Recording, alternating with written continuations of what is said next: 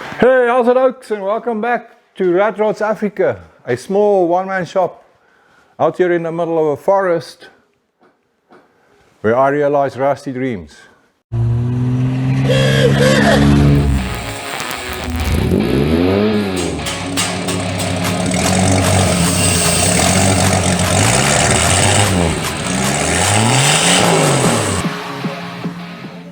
So in previous videos I've been building my one-piece front end or tilt nose, however you want to call it. It's time now to take the whole thing apart. I want to paint some of the parts, but there's another reason. Let me just close the nose.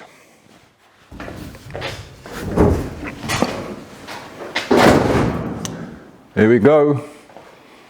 I don't know if you can see, the front is still sitting very high.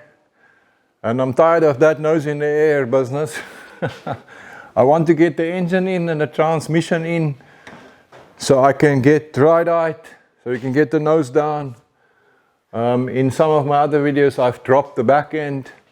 I've got the front coil springs to drop the truck some. And I'd like to get that engine weight in there so I can evaluate the stance. So let me get into this.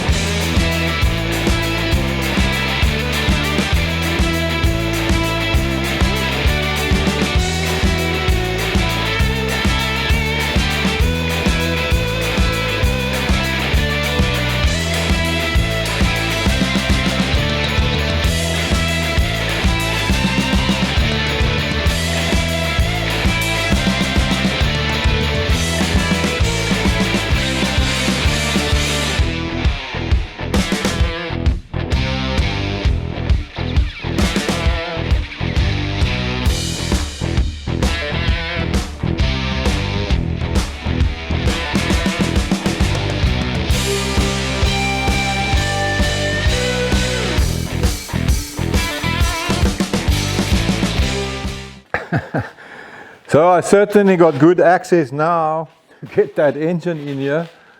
I'm going to have to change the engine mounting brackets. I need to take these ones out and build new ones.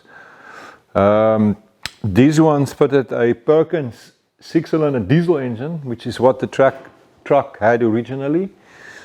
It's a 4.1 liter motor. I think that's just under 300 cc's if my calculations are correct. It's my understanding that the Ford F100 with the Perkins engine was never available in the States. It was built in Australia only, as far as I understand, and then it was imported to South Africa from Australia. So there's quite a few F100s running around in our country with the Perkins engines in. I decided I'm going to take it out. I want to put that 351 V8 in. You can see that in one of my previous videos when I went and fetched it. So yes, my first thing to do here is to take these brackets out. And then it turns into one of those times where a simple thing becomes a fucking ordeal. I've already dropped a bloody ratchet on my nose, blood, rounded over nuts, over long bolts. Some freaking cowboy has obviously been involved with this business already. What a mission.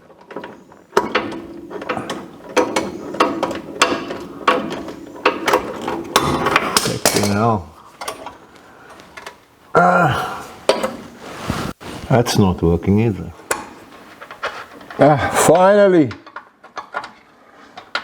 made the fleas of 1,000 camels. Invest the balls of the dude who decided to use these bolts. They're too long and they are the wrong size, and there's different sizes. Holy cow. Anyway, he who persists shall win. So there we have it. I'm still waiting for a few engine parts, so with that done, it's time to turn my attention to all these front end pieces lying here on the floor waiting for me.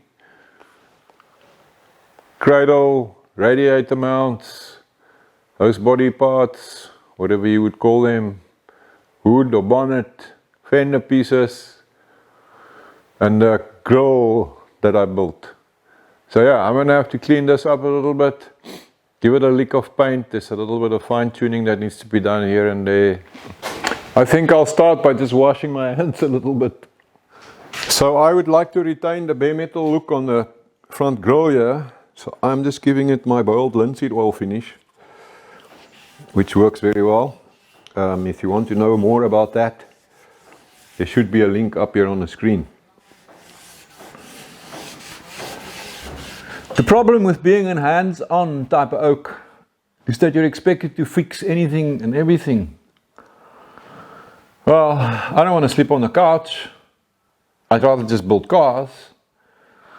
My better half is currently in a state of despair because her favorite brush cutter is broken.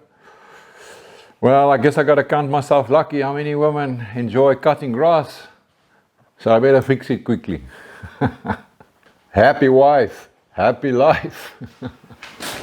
So this whole thing is actually broken in half right here, can you believe it?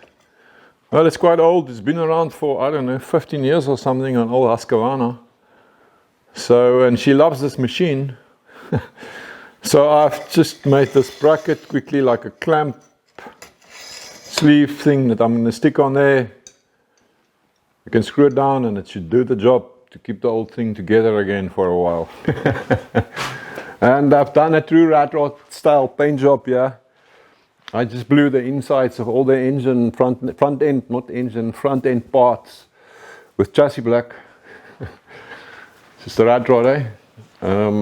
So that when it's all assembled, at least the whole inside is one color. Look, I don't know about you guys. I think it must be a universal problem. You can never have enough space. It seems that the faster you create space, the quicker you fill it up, and you can never stay ahead. So yeah, here I am outside in the dust. At least I'm under a roof. I'd like to do the floor one day when I grow up. Hey guys, thanks for watching, appreciate it.